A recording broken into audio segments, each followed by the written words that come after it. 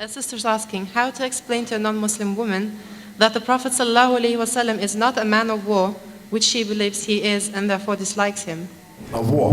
The Prophet ﷺ was a man of war at time of war. What are you talking about?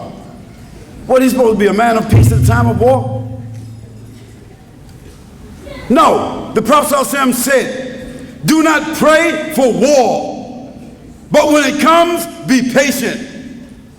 And our Prophet ﷺ, after he received revelation, we're saying, after he was 40 years old, the Prophet ﷺ, he fought in 37 battles. And he carried with him 18 kilos of armament in the hot sun, going up mountains, crossing the desert when it's 110 degrees, and he's carrying 18 kilos of armor, riding on a horse. And this is after he's what? 45. After he is, 50, 55, 60.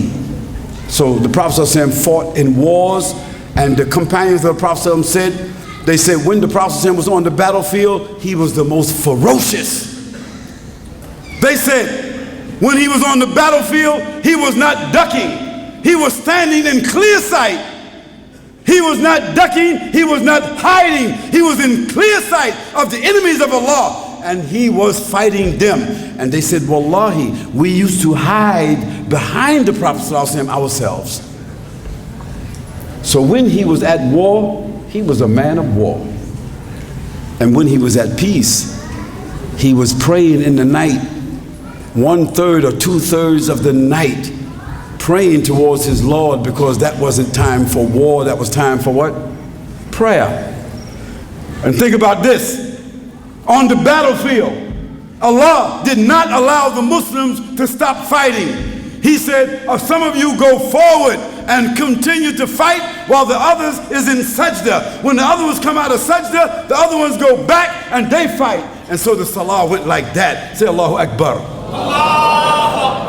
So our fighting is balanced, and our fighting is principled. It's not a fighting and a war like you seeing on TV. Don't get it twisted. I'll take another question from the sisters.